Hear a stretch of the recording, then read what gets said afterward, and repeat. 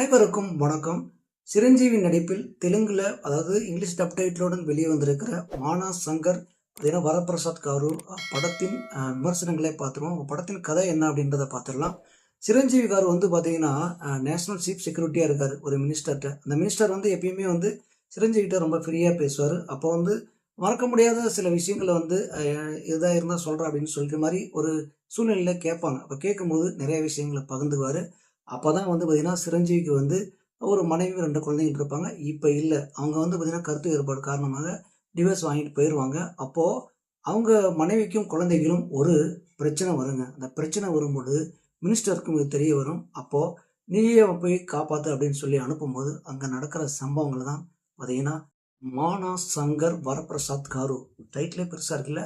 இந்த படத்தின் ஒட்டுமொத்த கதையே இது வந்து பார்த்திங்கன்னா ஒரு ஆக்ஷன் படமாக இருக்கும்னு நம்ம நினச்சோம். பார்த்தீங்கன்னா அதுவும் இல்லை. பார்த்தீங்கன்னா ஃபுல் அண்ட் ஃபுல்லு காமெடி மூவிங்க. சிரஞ்சீவி வந்து பார்த்தீங்கன்னா ஆரம்பத்துலேருந்து இறுதி வரைக்கும் பார்த்தீங்கன்னா காமெடியில் பூந்து விளாண்டுருக்காரு. பார்த்தீங்கன்னா இடையில நிறைய டைலாக்கும் பார்த்தீங்கன்னா சிரஞ்சீவியோட நடிப்பும் வந்து விசில் பறக்கிற மாதிரி. பார்த்தீங்கன்னா இந்த பொங்கலுக்கு ஒரு விஜய் படம் வந்த மாதிரி தெலுங்கில் வந்து பார்த்தீங்கன்னா கொண்டாடி தீக்கிற ஒரு படம் தான். அந்தளவு காமெடி வந்து பயங்கரமாக ஒர்க் அவுட் ஆகிருக்கு. ஆனால் இதில் முக்கியமான ஒரு விஷயம் இருக்குது.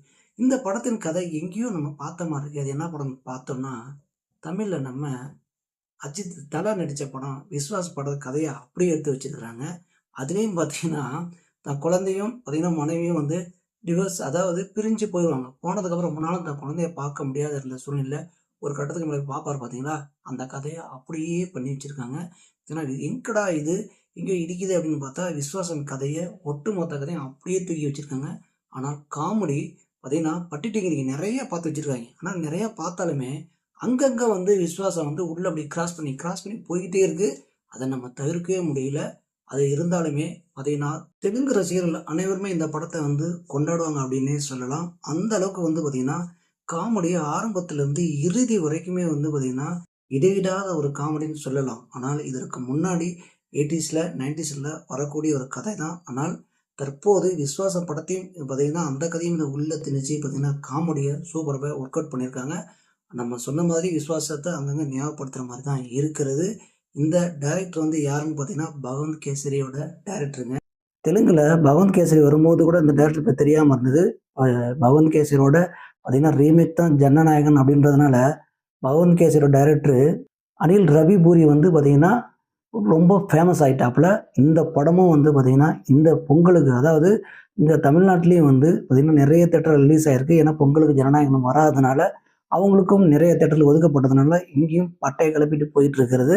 இதை பார்த்திங்கன்னா மற்ற மாநிலங்களிலும் எந்த அளவுக்கு ஒர்க் அவுட் ஆகுதுன்றதை நம்ம பொறுத்துன்னு தான் பார்க்கணும். இதில் நம்ம எதுவும் குறையில்லை அப்படின்னு பார்த்தீங்கன்னா படத்தில் வந்து ஒட்டுமொத்த படத்தை பார்க்கும் பொழுது ஏன்னா நமக்கு விஸ்வாசம் ஞாபகப்படுத்தே தவிர மற்ற நிறைய படங்களை ஞாபகப்படுத்தே தவிர, ஆனால் சிரஞ்சீவி கார் நடித்ததுனால இந்த படம் வந்து பார்த்திங்கன்னா எத்தனை படத்தில் ஞாபகப்படுத்தினாலுமே இது புதுவிதமான ஒரு உணர்வு தான் கொடுக்குறது. அதுக்கு முக்கிய காரணம் என்னென்னா காமெடி 100% ஒர்க் அவுட் ஆனால தான்.